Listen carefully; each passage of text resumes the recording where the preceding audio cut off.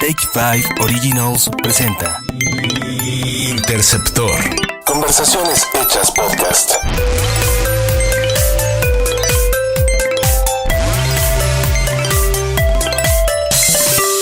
Hola, ¿qué tal? Bienvenidos a un episodio más de Interceptor. Este es el episodio número 4 y bueno, pues ya pasada la euforia de los Oscar y de toda esta situación social que arrojó la película Roma, pues vamos a pasar a otros temas que pues no distan mucho de conflictos y instancias sociales. Vamos a analizar de la mano de un muy buen amigo y hermano pues sus experiencias, y obviamente esto nos va a dar pie a analizar el contexto social. Te doy la más cordial bienvenida, Mike Erectus. Así es. Por cuestiones de privacidad vamos a mantener el nombre de Mike Erectus, el seudónimo. Un tanto en el anonimato y otro tanto en el descubrimiento, ¿no? Habrá quien también pueda deducir el Mike y el Erectus a qué están referidos. Exactamente. Quien tenga oídos que escuche. Así es esto. Pues bueno, ¿de qué vamos a hablar el día de hoy? Bueno, pues tenemos una temática variada, pero vamos a darlo en dos vertientes. La primera, pues evidentemente el rango de edad entre el cual se encuentra ahorita la selección de personal en las empresas, que termina siendo muy severa conforme avanzan los tiempos, como si fuésemos productos desechables, ¿no? Es algo muy severo. Y la segunda vertiente, pues evidentemente una especie de fuga de cerebros, pero más allá de la fuga tradicional que conocemos del estudiante recién egresado.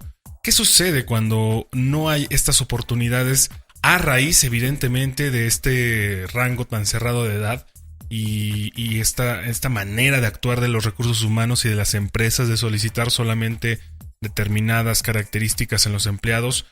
No sé si eso les asegure algo, pero bueno, ya analizaremos un poco. Pero bueno, de la mano nos va a llevar un poco con su experiencia Mike, porque pues evidentemente también Mike no es cualquier persona, es alguien que ha tenido experiencia en el campo laboral por mucho tiempo. Sin embargo, por condiciones que ya nos platicará, pues se vio la necesidad de viajar a los Estados Unidos por algún tiempo, y pues también tiene varias experiencias que contarnos. Pero más que nada, aquí estamos para que de viva voz nos platiques cómo empieza toda esta odisea que has atravesado en los últimos años. Bueno, primero, antes que nada, pues agradecer la oportunidad que me das de estar aquí detrás del micrófono y poder compartir un tanto la experiencia y otro tanto pues la reflexión o el análisis que me hace pensar cuál es nuestra situación. En un comienzo de este audio ya hiciste la mención sobre Roma, ¿no? Que bueno, bajo el contexto cinematográfico, Alfonso Cuarón plantea cuál es la vivencia de una persona que viene de una clase socioeconómica baja y que tiene que obviamente que prestar sus servicios. Esto, muy independiente, también tiene su proyección hacia otros niveles socioculturales, porque a final de cuentas, las condiciones en las que se está desarrollando o el clima en el que se desarrolla nuestro país, con esas características adicionales que tú mencionas, en las cuales nos acotan a un parámetro de edad, y que si estás antes o estás después de ese parámetro, estás fuera, ¿sí? Un lado no entras y por el otro lado igual sales. Y obviamente, ¿a qué lleva? Lleva a la necesidad de buscar alternativas o nuevos orientes, que en otros ámbitos le llamaríamos nuevos horizontes de oportunidad. No hay de otra, o sea, tiene uno que buscar. Puedes o no tener una preparación educativa o académica, y aún así, con todo y todo, no satisfacer los requerimientos que las empresas o bien las instancias públicas, gubernamentales, que están fuera de esos criterios de elegibilidad laboral. Sí, aquí sin duda hay algo interesante, ahorita que mencionas toda esta parte gubernamental. nos topamos mucho con los casos de, llamémosle populismo, llamémosle programas sociales. Todos los gobiernos llegan y prometen empleo. Sí. Pero ¿qué tipo de empleo prometen, no? O sea, al final ellos van más a la infraestructura, a cuestiones de la construcción, que no necesariamente obedecen a un mercado laboral que llega a la universidad, por ejemplo, ¿no? No, es un aspecto, obviamente, la oferta es a la mano de obra, por un lado, y por otro lado, a la falta del incentivo en el desarrollo académico. Obviamente, cuando ofertan hacia ese sector de desarrollo, muchas veces enfocan en base a perfiles que no se acercan a lo que es la realidad ya en el campo laboral. Entonces, obviamente, el estudiante que termina una carrera, que sale de la licenciatura o probablemente hasta algunas ingenierías, en el momento que se enfrentan en el campo de trabajo, quedan faltos de conocimiento. ¿Por qué? Porque también hay que considerar que los planes académicos o los planes de carrera también ya se han ido quedando en tiempos atrás. Es decir, se están volviendo obsoletos en base a las actualidades que requiere y al ritmo en cómo vamos creciendo en el desarrollo o en el progreso laboral y de nuestra sociedad. Aquí, por ejemplo, haciendo una pausa, por ejemplo, estábamos platicando antes de iniciar la grabación cómo... Digo, apenas ahora el gobierno empieza como con estas ayudantías a través de las ideas que tiene el presidente López Obrador. Sin embargo, me parece que no son suficientes. Yo recuerdo muy bien estar en el punto extremo inferior, donde por tener menos de 22 años no era elegible en las empresas.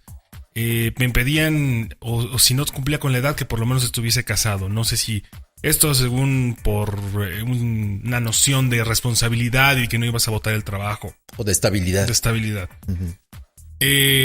Yo tenía la experiencia, tenía el conocimiento en ese entonces y jamás me quisieron contratar por ser menor de 22, luego de 25... entre los 25 para arriba yo estuve trabajando freelance, entonces me olvidé evidentemente de todo lo que tenía que ver con reclutamiento, procesos de buscar trabajo y bla bla bla. Cuando ahora, por ejemplo, a mis 33 años ya vuelvo a meterme en las bolsas de trabajo, veo que el rango de edad de la mayoría de las empresas llega hasta 32 años. Cuando antes era 35. Estamos hablando de hace 5 años más o menos. Sí, aprox. Entonces, reducen esta capacidad que también tiene que ver con una paranoia. Yo detecto cierta paranoia en estas nuevas generaciones de que toda la vida la tienes que ser pleno solamente entre los 20 y los 30. Como si después de los 30 estuvieras ya fuera de todo. Pero es una noción... que se va arraigando a través de la influencia de la tecnología misma. De cómo, por ejemplo, antes un aparato te duraba 5 años y ahora cada año, no, cada 6 meses tienes que renovar. Entonces eso va permeando un poco a la ideología de las personas, de los reclutas, que evidentemente son egresados recientes, que entran y dicen, no, es que 32 años es el tope porque más de edad, tienen vicios, tienen esto, son más difíciles de controlar, no sé. Sí, es probable. Ahorita que lo estás tú mencionando, obviamente, el recurso humano también empieza a tener una equiparabilidad en relación a una vigencia, ¿sí? De tus capacidades. Y en las capacidades también hay que considerar la capacidad intelectual, ¿sí? Que no debería de ser así, porque al final de cuentas esta no se hace obsoleta, sino que se fortalece y perdura y se enriquece. Pero tal pareciera que fuéramos cualquier otro device o software que al día de hoy sale, pero 2 días después te conviertes en obsoleto porque vienen otros que van empujando, que van revolucionando. Y esta es una situación grave. Tú estás en el rango de 33 años. Imagínate lo que me está sucediendo a mis 51 años. Sí, que después de pues muchos años de trayectoria profesional, con pues cierto nivel de estudios, tengo licenciatura, soy médico, sí, tengo especialidad, tengo diplomados, me dediqué 18 años dentro de la industria farmacéutica y llega un momento en que queda uno fuera. Y las justificaciones que puedan decirnos, o sea, de cualquier manera lo dejan a uno fuera del campo de trabajo. Y en este proceso de recolocación laboral, a lo que me he tenido que enfrentar es disculpe usted, pero está fuera de nuestros parámetros de edad. El rango de edad al que usted ya pertenece ya está fuera de nuestros requisitos. O sea, no se cumple. Y digo, bueno, ¿y entonces qué pasa con todo ese bagaje de experiencia, el know-how que uno pueda tener? Queda uno fuera. Ahora, eso es algo que está sucediendo más en Latinoamérica, me parece. Porque volteando a ver un poquito a través de experiencias ajenas y conocidos que están en otros países, pareciera que no, por ejemplo en Europa todavía no está tan arraigado este rollo. Sí está, evidentemente sí está presente, pero no es un dilema, porque allá todavía se apremia la experiencia, la sabiduría. Volviendo un poco acá a México, por ejemplo, las comunidades indígenas tienen estas costumbres de darle los cargos de decisión a los más grandes, a los abuelos, a todo este rollo. Y funcionan. Ahí tenemos un ejemplo de la comunidad de Cherán, que es autónoma completamente, no tiene nada que ver con el aparato federal de gobierno, y en esa autonomía ellos son autosustentables, tienen una cantidad de cuestiones que desearíamos, que envidiaríamos. Esa para mí sería la definición perfecta de una anarquía. No hay un poder más que simplemente lo único que hacen es que quienes toman las decisiones son los más grandes, basados en esta experiencia. En la experiencia. Y acá no, acá por ejemplo hay una pelea constante en que la juventud o el con tener más datos, que eso es algo interesante, tener más datos, más información, es lo que cuenta. Y no es cierto. Sí cuenta, sin embargo, ¿qué haces con todos esos datos si no hay una experiencia de por medio, aplicando todo ese conocimiento que traes? Puedes tener todo y se topan. O sea, al final sí es un problema que hay que voltear a ver. No sé si los de recursos humanos estén haciéndolo, pero también obedece a otra cosa más allá del mero conocimiento. ¿Cuánto cuesta un joven? Pues mucho más económico. Exactamente. Sí, el costo de lo que es la apreciación del conocimiento del recién egresado, que puede tener mucho ímpetu, mucho entusiasmo, la actitud o ser apto para ciertos cargos, de cualquier manera, su costo es más, se reduce, y eso obviamente les ahorra a muchas empresas. Y probablemente dicen, bueno, podemos contratar en vez de uno, contratamos 2 o hasta 3 y se cubre más, y piensan que se va a abarcar más, pero realmente el que se tenga el conocimiento no necesariamente implica el cómo saberlo utilizar en la práctica o en la vida real. Hay otro aspecto que quizá también sería importante en esto, que el reclutador pareciera que, pues sí, le marcan un perfil, y esto es lo que tienes que cubrir en la búsqueda del al que reclutas, ¿sí? Del candidato. Pero obviamente también el reclutador carece de los criterios, ¿sí? De ese expertise que el candidato pueda mostrar, aun cuando se encuentre fuera de esos rangos solicitados. Y entonces, pues para el reclutador, pues le es muy sencillo entrar a bases de datos, entrar a plataformas de búsquedas de empleo, y buscar ahí y con los ojos cerrados decir, este sí me cae bien, este no me cae bien, porque muchas veces lo que se observa es, hasta en la foto es como lo ponen, ¿no? Uh-huh. Mientras más bonito, más luces mejor, y como que perfila para el puesto, pero no necesariamente en el área de conocimiento. Entonces es una serie de factores que en los requisitos te dicen una cosa, pero hay otros requisitos que que están ocultos y que esos pues obviamente difícilmente puede uno ser asertivo en cómo puede uno verse o mostrarse a fin de obviamente vender la postura en la que uno está, ¿no? El currículum que uno pueda mostrar. Sí, justo ahora que mencionas esta parte de la subjetividad del reclutador, porque es nada más que esto, es un tema extremadamente subjetivo a través de la foto del currículum, a través de la imagen que presenta. Sí, hay patrones que se siguen y hay toda una gama de conocimientos sobre cómo venderte, ¿no? Ya sea los videocurrículums, ya sea qué diseño le implementes, qué colores pongas en el currículum, si pones tu foto a color o no, si estás de traje o no. Todo esto es ya todo materia para también otro podcast, ¿no? Estaría interesante conseguir alguien que nos especialice en esto. Pero más allá de la tendencia que está ahorita, ¿cómo evalúas si no es justamente poniendo a prueba a las personas? ¿Por qué verlos nada más y a sabiendas de que mucha gente se prepara solamente para la entrevista? Sí, eso es otra cosa, ¿no? Hay gente que pues, se vuelve muy hábil, pues, quizá por las experiencias previas, ¿no? La situación que te mueve a estar cambiando, bien sea porque tienes mejores oportunidades o bien porque te ves obligado a buscarlas, ¿no?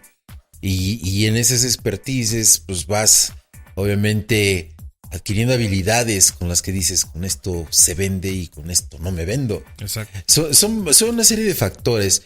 El caso de todo esto es que obviamente, pues los que quedan fuera, ¿qué es lo que hacemos? ¿Hacia dónde nos tenemos que encaminar? Sí, y obviamente tenemos que abrir el abanico de posibilidades a las búsquedas, las situaciones que a veces también el especializarse demasiado en ciertas áreas pues no permite a veces bajar en la pirámide o en el escalafón que se haya logrado escalar, porque las habilidades con las que ya te colocas ya están sobradas para posiciones inferiores. Uh-huh. Y obviamente esa punta o de ese ápice de la pirámide pues te cierra el mercado. Y hay que buscarle porque al final de cuentas las necesidades básicas de cualquier ser humano empiezan a dejar de cubrirse. Los compromisos que cada uno como personas que podamos tener o los compromisos que hay hacia la familia, esas necesidades básicas de alimentarse, de vestirse y resguardarse en un techo, ¿sí?, cálido, empiezan también a verse afectadas. Todo eso se merma. Y necesariamente tenemos que buscar. Y nuestro país al día de hoy no nos está ofreciendo alternativas para los que estamos fuera del campo activo al momento.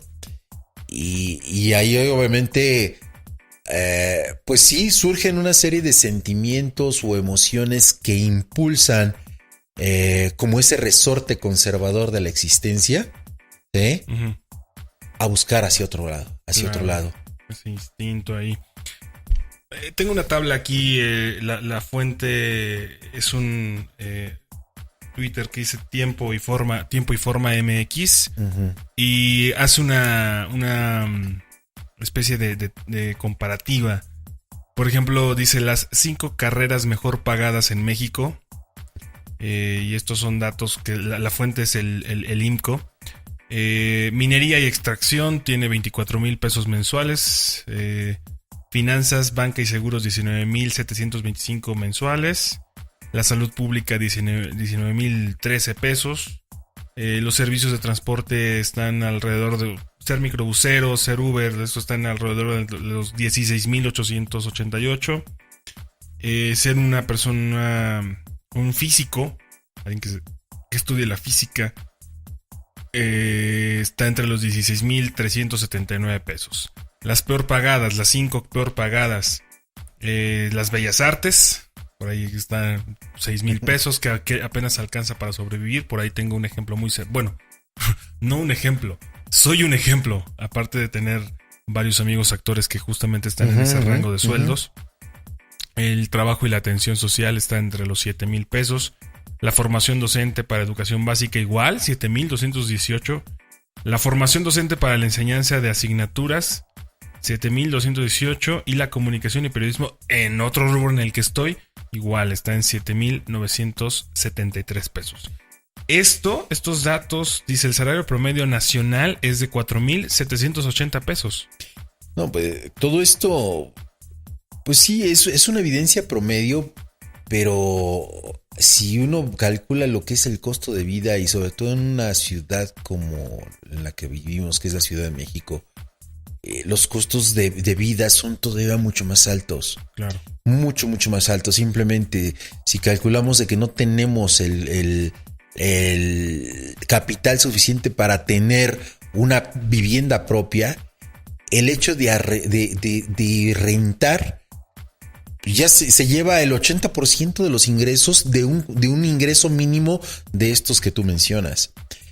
Y obviamente eso solamente es la vivienda, los costos de transportación, los costos de alimentación, cualquier otro gasto básico, o sea, nos deja sin la posibilidad de poder disponer para otras situaciones que puedan llegar a ser emergentes, ¿no? Emergentes como el estado de salud, cualquier enfermedad que si bien el mismo desempleo saca a uno de las posibilidades de poder tener una seguridad social. ¿Y a qué obliga? Pues a la búsqueda de salud privada, ¿sí? O de servicios de salud privada, donde obviamente los costos también son muy altos si uno busca un buen servicio. Ahorita hay otra parte muy, muy curiosa, o sea, mencionas que dentro de los servicios de salud hay un promedio de 16,000 pesos. Uh-huh. Sí. Eso en el mejor de los casos cuando se cuenta con un salario institucional. Pero el médico que está fuera de esa institución y que no tiene otra posibilidad más que rentar sus servicios en sistemas de sanidad genérica o por otros aspectos, yo lo he estado viendo porque mi búsqueda de empleo aquí en este país me ha llevado a pedir, ¿sí? O a ofertar mi conocimiento en farmacias donde no recibe uno un salario, es un porcentaje sobre la consulta o una comisión sobre desplazamiento de medicamentos, porque el negocio es vender el medicamento, no la consulta, o el pago raquítico de 1,000 pesos a la quincena. Y dice uno, me sale más caro ir a cortarme el cabello, 100, 150 pesos con un peluquero o ahora con las barberías que están muy de moda, uh-huh, que una consulta que en los genéricos o en las farmacias del doctor Simi, uh-huh, ¿sí?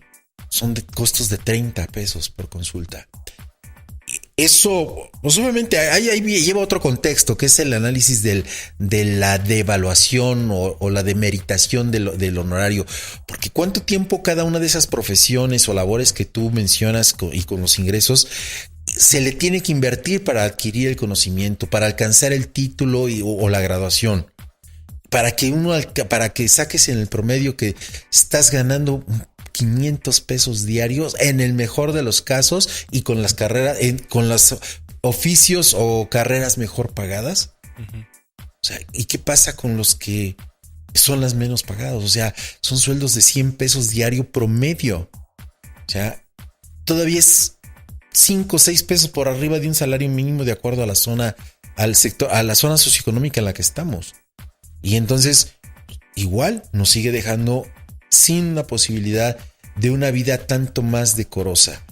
Y un indicador de lo que está sucediendo en nuestra población, alguna vez lo tuve que también analizar, es cuántos servicios de transporte público, ¿sí?, que se hacen llamar privados, Uber, los Cabify o cualquier otro de esos servicios, son indicadores del desempleo también aquí en México. Entonces, pues, tiene uno que buscar alternativas. Tienes un sueldo, pero adicionalmente le tienes que entrar a otras cosas. Sí, en momentos en que incluso hasta se puede volver el principal motor de ingreso mensual, ¿no? A veces hay gente que prefiere dedicarle todo el tiempo restante, renuncia a sus trabajos para, en este caso ya sea Uber, ya sea Cabify, Pero lo vemos desde antes. ¿Cuántos taxistas, antes de que existieran estos servicios en México, tienen doctorado? Tienen mucho. O sea, pareciera que hay una curva, una gráfica inversamente proporcional entre el salario y el nivel de estudios. Mientras más grado de estudios tienes, menos ganas. Sí, esa es una situación, pues sí, real, vivencial, porque yo le he tenido que entrar a estar detrás del volante. Claro. Y donde no se gana más ni menos y el tiempo invertido a lo largo del día o de la noche, que buscarle los mejores horarios para poder tener un mejor ingreso, no se alcanzan a cubrir si se tiene que pagar una cuenta por el vehículo, la gasolina del vehículo, y mucho menos hasta pensar que del vehículo va a salir las necesidades para cubrir lo que anteriormente mencionamos: renta, alimentación, vestido o cualquier otra cosa. Es imposible. Siento que hay una sobreestimación del hecho de decir que porque maneje uno un Uber o cualquiera de esos servicios va uno a hacerla, y la verdad es que yo en mi experiencia no puedo asegurarlo.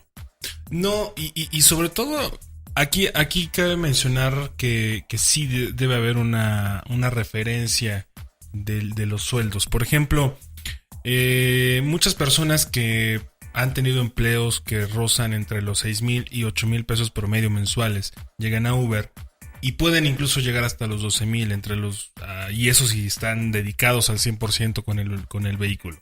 Pero quienes estamos acostumbrados a sueldos mayores a los 15,000, 20,000, hasta 30,000, 50,000 pesos, llegar a Uber no es la mejor opción. Evidentemente no es la mejor opción. O sea, sí hay un target específico para los que quieren dedicarse a conducir vehículos y prestar sus vehículos para esto, que se vuelven choferes de estas plataformas de transporte. Uh-huh. Sin embargo, no es para todos. No es para todos porque no es tan redituable como se esperaría. Evidentemente hay una campaña de marketing para que pues varios conductores se inscriban ofreciéndoles las perlas de la Virgen, pero no estamos en un punto donde se gane a tal grado, porque la demanda creció tremendamente. Y creciendo la demanda, mejor dicho, la oferta, no la demanda, creciendo la oferta de Uber, pues se vuelve más difícil que suceda esto, ¿no? Pasando un poquito a ¿qué sucede? Ok, ya no hay estas oportunidades de trabajo acá. Tienes una experiencia, viajas a Estados Unidos. No vamos a mencionar la ciudad, nomás por generalizar, a menos de que tú gustes mencionar. Yo pienso que sí vale la pena, porque a final de cuentas es el reflejo, porque digo, mi historia fue como a mí me sucede, claro, como lo que tuve que pasar, experimentar y llevar, ¿no? El año pasado, en el 2018, tras año y medio de búsqueda de empleo y de esos experimentos al volante, y veo que no salgo avante con cada uno de los compromisos que tengo, pues tomo la decisión de irme a Estados Unidos y me voy a la ciudad de Chicago, Illinois. Y llego allá porque obviamente tengo un conocido que me hace la invitación y me asegura la oportunidad de empleo. Y sí, efectivamente hay mucho empleo de mano de obra. Es el empleo del obrero. Son los empleos en los cuales la población norteamericana, llámese la población de rubios, el güero, el gringo, que he llamado allá o acá, no hace. Son los trabajos que también la población afroamericana tampoco quiere hacer, y que las poblaciones de otros tipos de migrantes, como son los asiáticos, de países como la India, a los países árabes, tampoco se prestan a hacer. Y que curiosamente tienen una mejor valuación, ¿sí? Están mejor cotizados cualquiera de todos ellos que el mexicano. Entonces el mexicano, la raza de bronce, que le entra todo, que aguanta de todo, nos queda las actividades más complejas, de más esfuerzo, pero también las menos pagadas, las de menor. O sea, todos caemos en ese rango del salario mínimo. Y da lo mismo cargar y descargar trailers, que da lo mismo limpiar y trapear o barrer un estadio de básquetbol. A pesar de que yo, pues con todo el bagaje de conocimiento que tengo y un título de la universidad de aquí en México y otras cosas, tengo que llegar allá a entrarle a esos aspectos laborales, porque las oportunidades como profesionista están todavía más cerradas. Pero bueno, ok, llego y sí, efectivamente, en un tercer día de que yo llego y arribo a la ciudad, allá en Chicago, comienzo a trabajar. Sí, y entra en ese campo laboral llamado temporal, de temporalidad. Sí, las empresas, como yo lo vi, lo que me tocó vivir, ya no lo contratan a uno directo. Tiene uno que entrar directamente a través de oficinas temporales de empleo. ¿Sí? Y en estas oficinas temporales de empleo, efectivamente, lo que ofrecen son empleos de 1, 2, 3 días, máximo una semana. En el mejor de los casos, pues se coloca uno y queda uno, pero pues a las necesidades que del esfuerzo físico que la empresa requiere, ¿no? ¿Y quién lo va a hacer? El mexicano. La cuestión aquí es que las políticas actuales que están implementadas en Estados Unidos contra la migración están colocando una serie de candados que orillan al migrante que ya logró pasar del otro lado, y que muchos lo hacen pues, de la manera del mal llamado mojado, ¿sí? Completamente a través de brincar y con los riesgos que implica hacer y lo costoso que implica también llegar de esa forma. Pues llegan allá y ya no hay una oportunidad real de empleo. Yo brinqué con mi visa de turista, y obviamente estoy haciendo esta mención, y por ello también hice la solicitud de mantener a cierto resguardo mi identidad, porque obviamente todo es rastreable en Estados Unidos. Y resulta que cualquiera de la forma en que uno llegue, pues tiene uno que buscar el recurso numérico, y digo numérico porque es el famoso Social Security Number, o el número de seguridad social con el que se emplea uno allá. Y compra uno documentos que son falsos. La cosa es que dentro de los candados actuales que se están suscitando es que las oficinas temporales de empleo están entrando a un programa de política antimigratoria de la verificación del ID, o la verificación de la identidad del que solicita el empleo.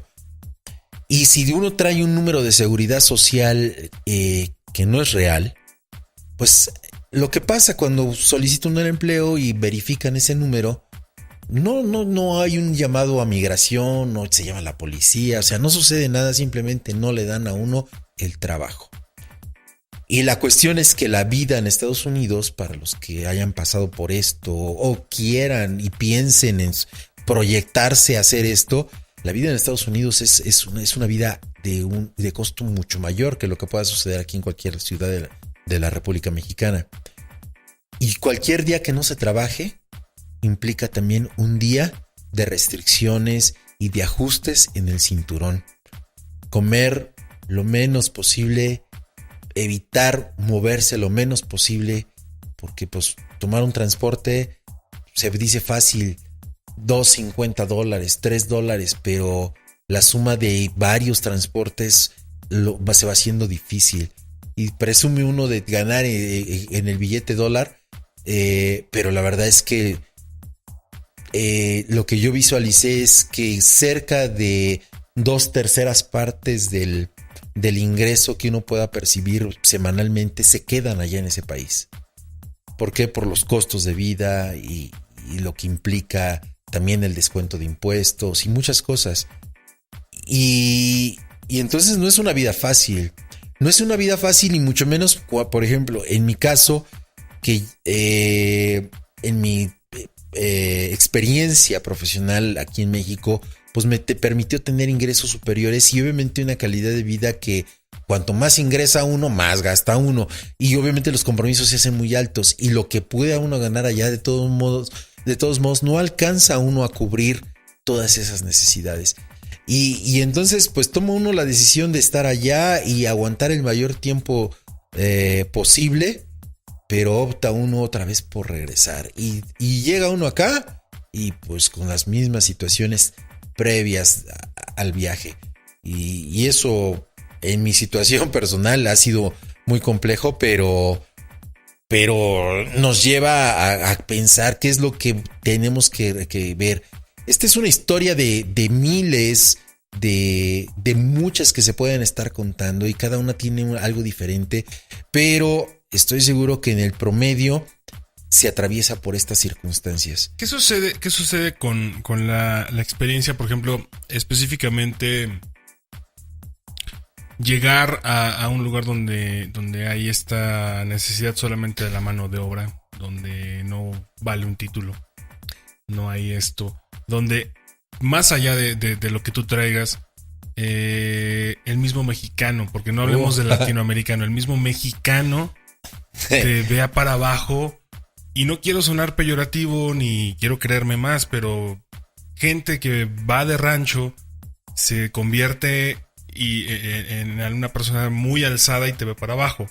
¿Cómo fue vivir este rollo de que no realmente esa amabilidad en el extranjero no está tan arraigada? No sé, o sea... Bueno, esa amabilidad es la misma que se experimenta aquí.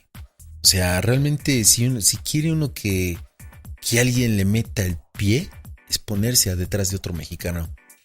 Allá en Estados Unidos, la mayoría de los migrantes es gente que acude de otros estados y de la República, pero que no son personas que directamente vayan de las ciudades de cada uno de esos estados, sino meramente es la población que va de las rancherías, de los pueblos, donde pues obviamente el estado o el modos de vida que puedan tener es completamente de poblaciones rurales, de poblaciones agropecuarias, y no es malo que sean así.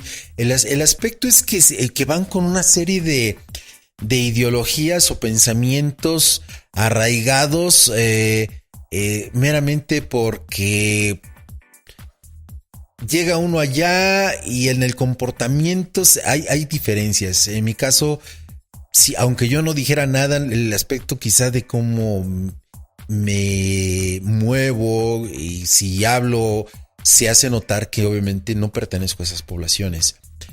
Y ellos en el aspecto directo así te dicen: ¿eres chilango? Sí, soy de la Ciudad de México. O sea, chilango. Ok, chilango, sí. Más allá de esas peyorativas, está el aspecto del cierre y del sesgo y rechazo cultural que hay por pertenecer uno a esta ciudad. Que viene desde los aztecas, cabe mencionar. Sí, yo creo que sí, la verdad desconozco bien desde dónde venga uno arrastrando ese tipo de, yo le llamaría traumas psicoemocionales, ¿no? Porque, digo, tienen su propia mentalidad, ok, muy respetable, pero pues no pasa nada. Al final de cuentas, yo llegué a pensar, digo, ¿cuántos años llegan aquí viviendo? Con los que tuve oportunidad de platicar me decían, no, pues ya llevamos 20, 30 años. Y yo me pongo a pensar, y con todo ese tiempo, después de cruzar varios miles de kilómetros o varios cientos o miles de millas, y tiempo, además una brecha de tiempo y generacional, con ese tipo de traumas, y obviamente... Pues, ¿qué le queda a uno? ¿Qué le queda a uno? Pues apechugar, aguantar. En este tiempo, los 6 meses que yo estuve de experiencia ya,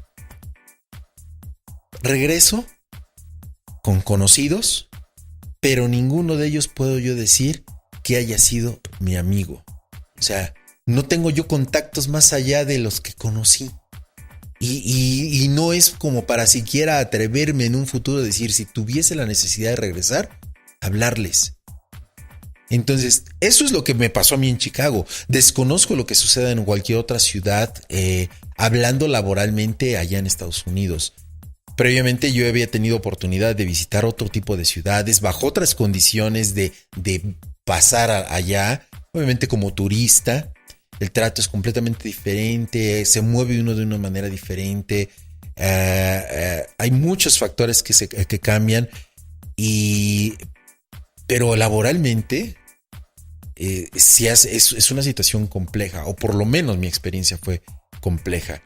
Y bueno, pues sucede. Se está viendo ahorita el fenómeno de la película de Roma y con la protagonista que es de origen indígena, ¿sí? Mixteca, ¿sí? Y que se ha vuelto en una maraña de clasismo, de racismo.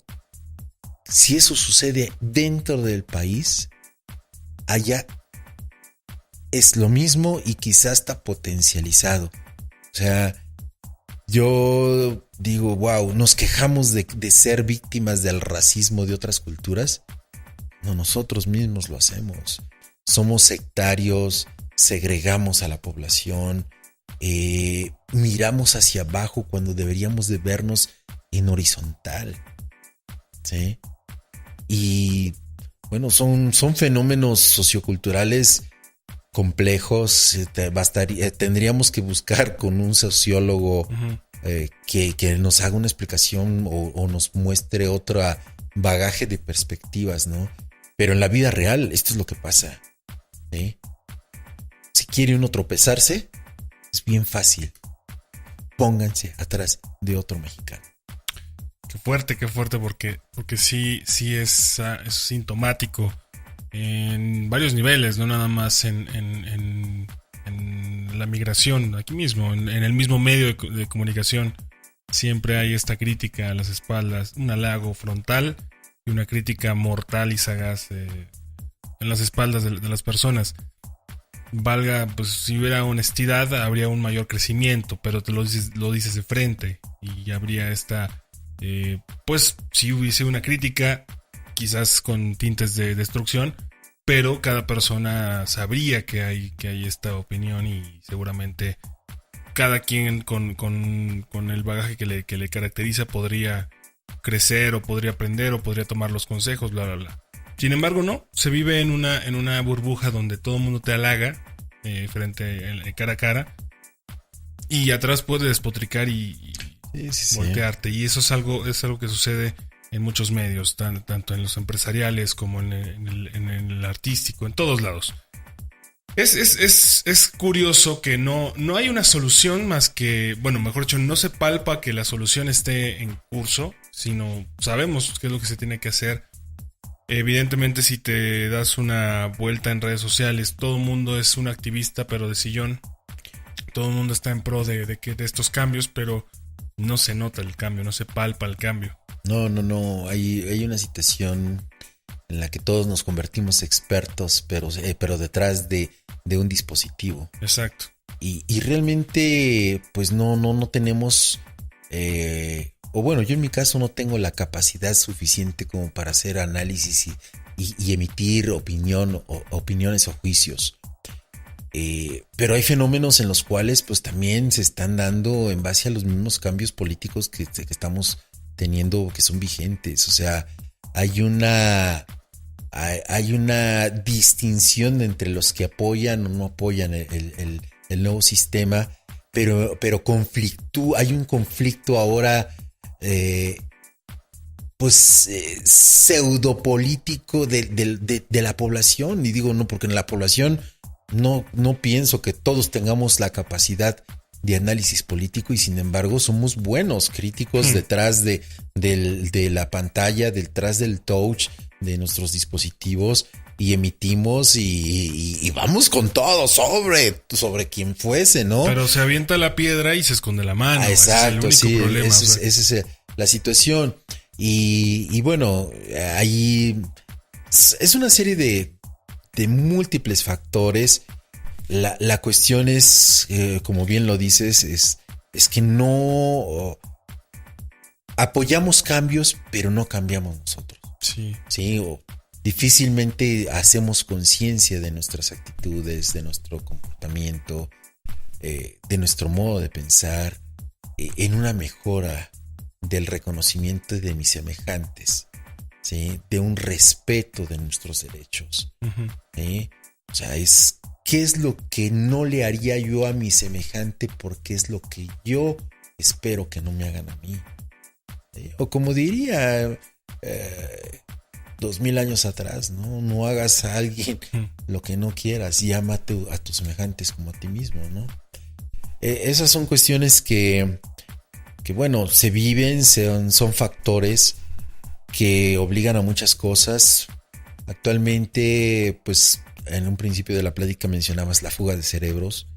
La fuga de cerebros también está obedeciendo a cambios administrativos dentro del sistema gubernamental, de colocar probablemente a la gente no más adecuada para algunos perfiles, sí, como lo que se suscitó la semana pasada de colocar a una diseñadora de modas en un nivel de biotecnología y dice uno, en una comisión de ciencia y tecnología, sí, y entonces ¿qué hace? Se desmotiva al investigador, se desmotiva a aquel que de alguna manera pueda generar propuestas de mejoras, y entonces pues se busca ir hacia afuera, pero afuera pues también tenemos que enfrentarnos. Las políticas en los países no necesariamente dan la bienvenida de la manera más fácil a esos cerebros, ¿sí? Nos ponen en el rezago del último eslabón de la cadena productiva, ¿sí? Y donde la clase social más baja, podríamos llamarle, o la menos favorecida, allá en Estados Unidos es la de los mexicanos. ¿Sí? La de los mexicanos. Quizá para muchos alcancen a cubrir ese llamado sueño americano, y sí, yo no dudo que no se cumpla, pero ¿quiénes lo cumplen o cómo es que se satisface ese sueño?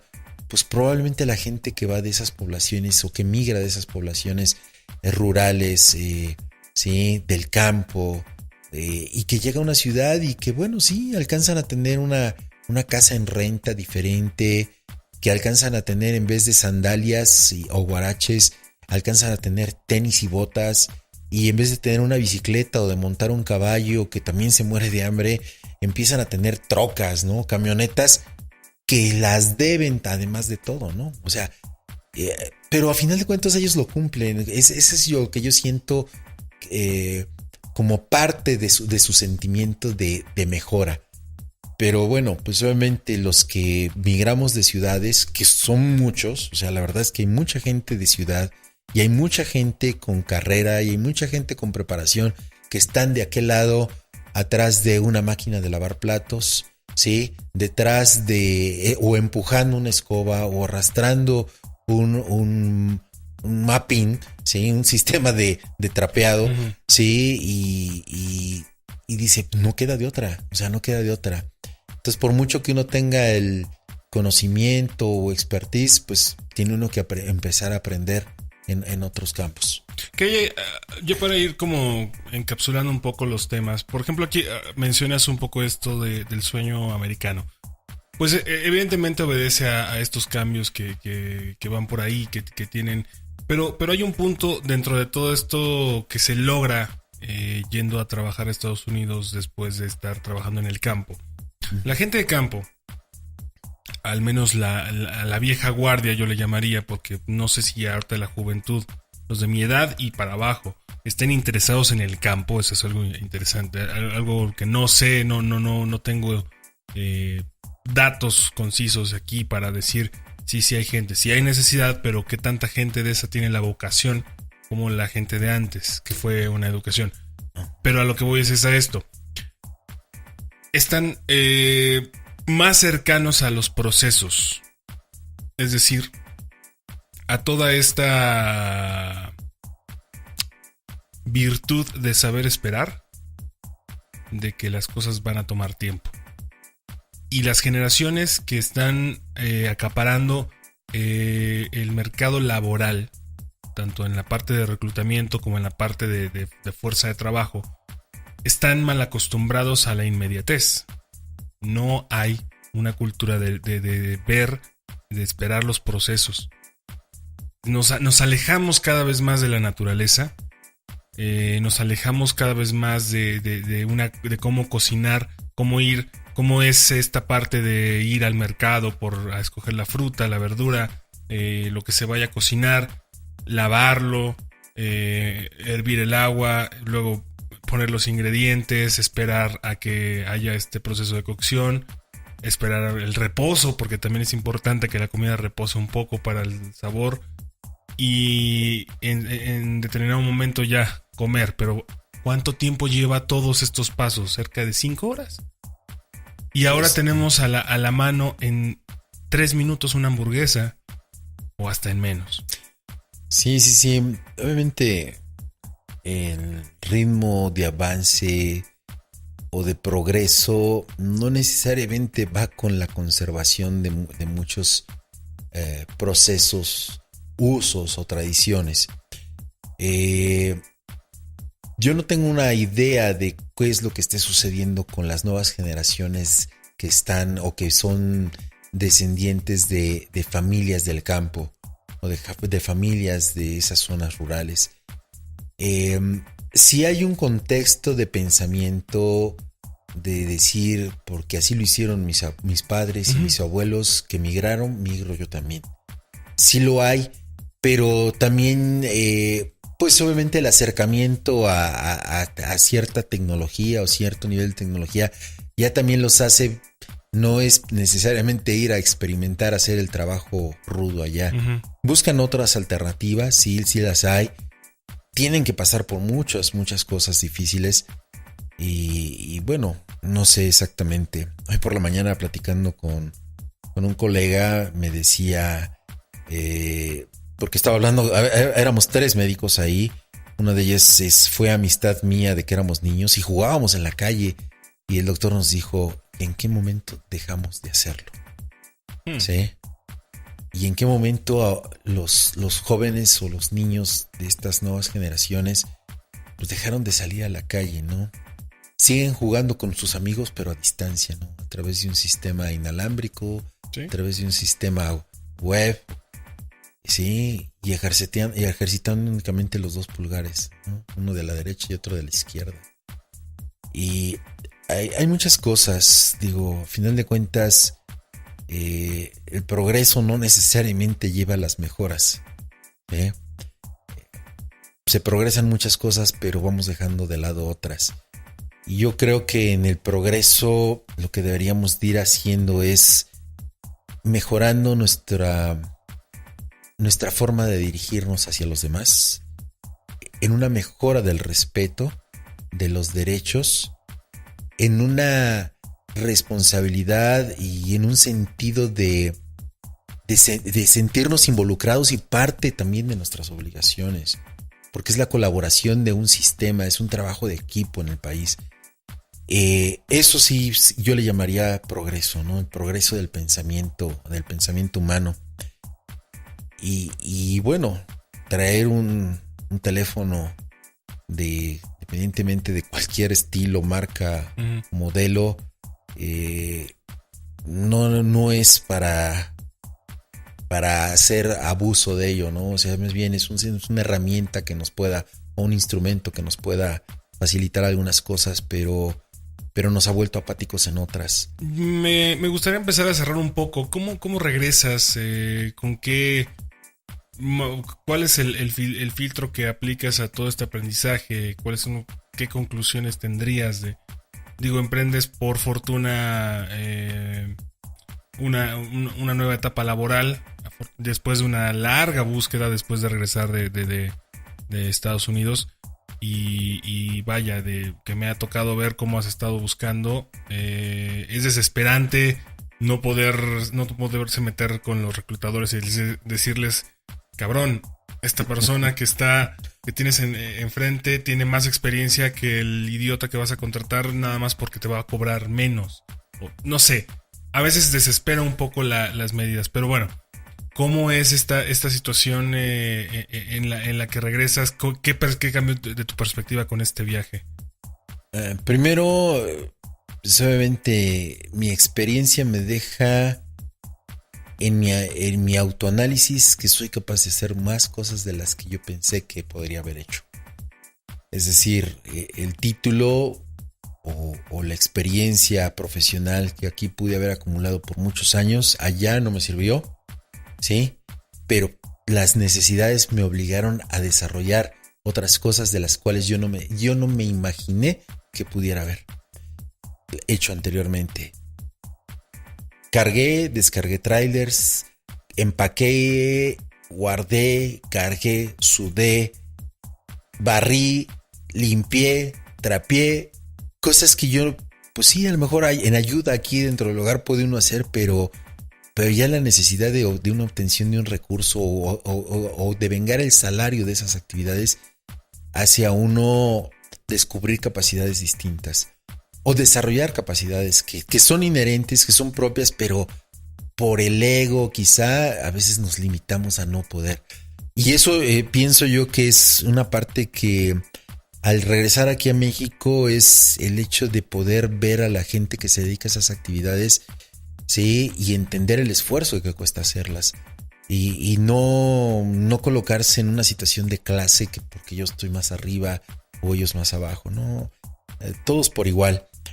Es cierto, afortunadamente el día de hoy tuve una propuesta de colaboración dentro del campo de investigación, en el campo médico, y si bien de una u otra manera pues los ingresos no van a ser exactamente los mismos de los que yo tuve hace muchos años, pero me siento contento por el hecho de poder reactivarme aquí en una forma profesional, una forma laboral, en una forma económica que me saque de muchos enredos en los que me metí.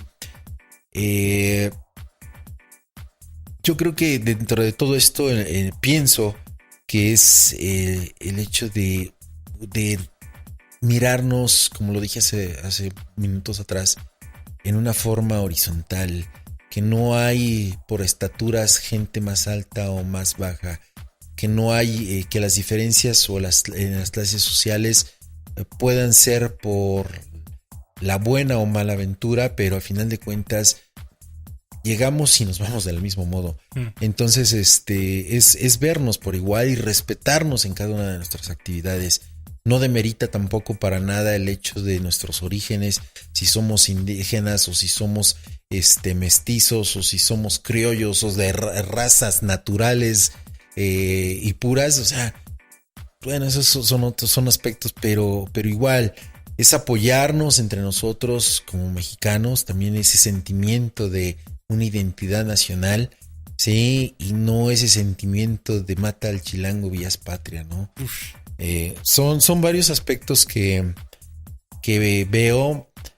Obviamente, pues en mi cabeza hay un cúmulo de pensamientos y sentimientos de todo esto, de toda esta experiencia de un peregrinaje, de una salida laboral y periodo largo de inactividad y la búsqueda de alternativas, el conocer y reconocer a otras gentes y bueno, todo lo que implica, todo lo que ya hemos comentado. Sí, bueno, yo también quisiera concluir un poco con esta parte que me corresponde porque estoy en una generación donde lamentablemente he escuchado que no se toma en cuenta, no necesariamente a la gente de más experiencia, sino no se toma en cuenta que nosotros que estamos pues en una especie de mitad de vida, entre los 30, los 20 y tantos y los 30, no pensamos que vamos a llegar más allá y que en algún momento vamos a estar en esa situación en donde de la que ahorita he escuchado burlas o he escuchado expresiones peyorativas y me pregunto qué pasará cuando esa persona que se expresa de tal forma llegue a esa edad. ¿realmente se acordará que algún día cuando tenía 20 y tantos años, 30 y tantos años, demeritó la experiencia de otra persona? Se refirió a esa persona como alguien incapaz, cuando quizás era muchísimo más capaz por tener la experiencia, quizás no la velocidad, pero sí todo el expertise y la capacidad de análisis basado en esa experiencia. Y a mí me llena, como más allá de preocuparme, es como ocuparme en no llegar a ser una de esas personas que se exprese así, sino por el contrario. Me parece que, digo, ojalá la gente, yo quisiera que todos fueran como yo fui de niño, que de niño yo no me juntaba con los de mi edad, sino siempre me iba a las bibliotecas, no por nerd, sino porque ahí estaban los maestros, y me gustaba platicar más con los maestros que con los de mi edad. Y yo aparte estuve un año antes de todos los de promedio de secundaria y de primaria y secundaria. Pues yo tenía un año menos, cumpleaños hasta diciembre, parecía que estaba 2 años adelantado, nada más era un año.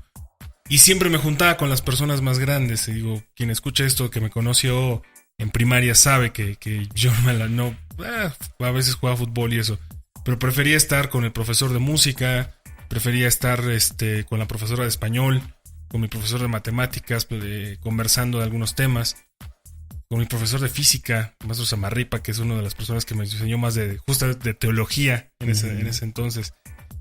Y después pasaba lo mismo, o sea, en la carrera mis amigos eran los profesores de radio y televisión, etc. Entonces siempre he visto la experiencia como eso que cae, eso que te llena. Y veo a personas en el medio laboral actual y se quejan de que, es que este señor no puede porque no sé qué. ¿Cómo que no puede? Entonces, y en algún momento me tocó colaborar con 2 personas que me doblaban la edad en la Secretaría de Cultura, antes con Aculta. Yo aprendí mucho de ellos. Sobre todo de lo que habían sido en el pasado. Uno de ellos había sido director de comunicación social de la PGR, por ejemplo. Y llega a un grado en donde pues hay un empleo que tiene que tomar porque lo tiene que tomar. Sin embargo, cada uno de ellos, de todos los que yo aprendí, me enseñaron cosas que dices, es que quien no los aprovecha está mal. Y sí. Bueno, pero vamos, son ideologías, un poquito de más valor hacia las generaciones que nos preceden, tendría a este país en otro punto. Sí, la necesidad es que, tenemos que ponernos en el pensamiento de que efectivamente detrás de nosotros vienen con empujes, ideologías y formas de pensar distinto. Pero bien valdría la pena que cada uno de esos jóvenes que vienen con ese ánimo, ¿sí?, o con esas ganas, aprovecharan no el conocimiento, porque al final de cuentas el conocimiento está en el libro, sino más bien el modo de cómo hacerlas, de cómo aprovechar ese conocimiento.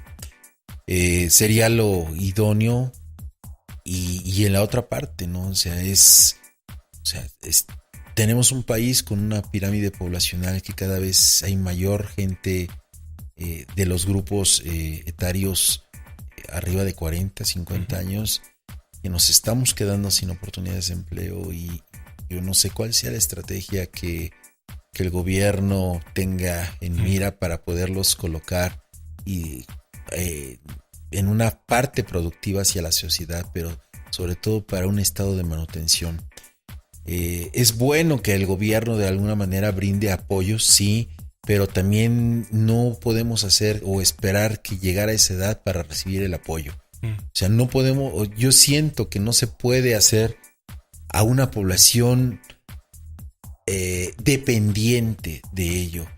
La mejor manera es de ayudar a la población es ofertándoles trabajo, ¿sí? Es dándoles una oportunidad de laborar, dándoles una oportunidad de sentirse productores de su propia vida, dándoles una oportunidad de un menor deterioro de sus capacidades, porque no es solamente el deterioro por el desánimo emocional de la falta de empleo. La inactividad también conlleva al desarrollo o a la aparición temprana de enfermedades que pudieron haberse retrasado por haber una actividad.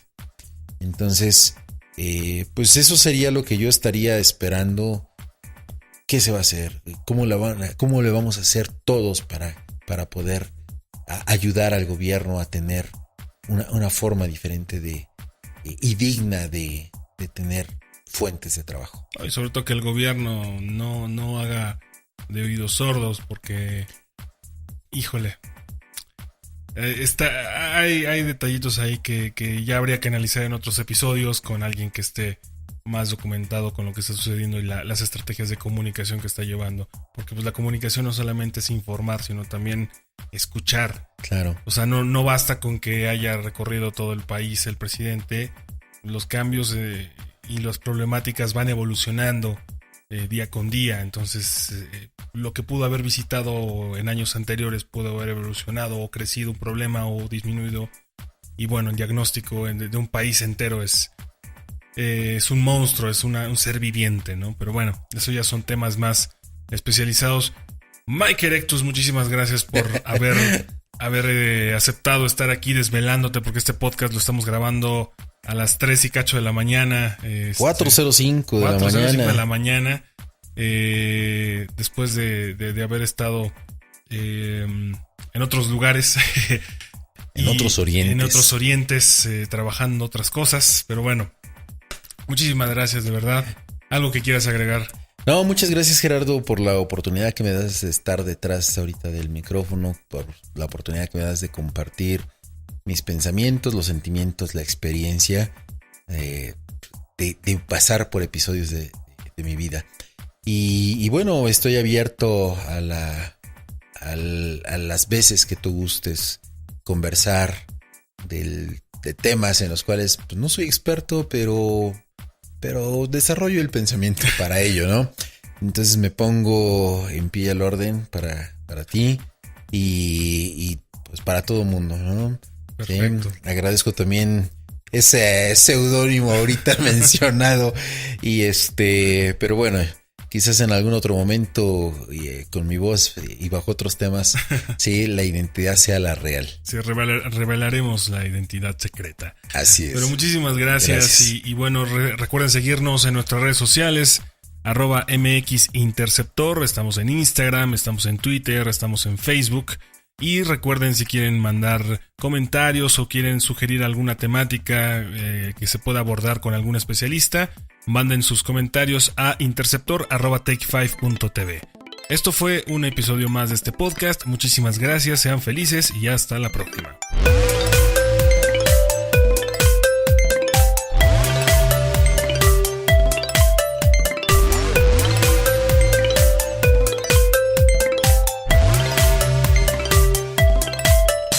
Interceptor fue una producción de Take 5 Originals.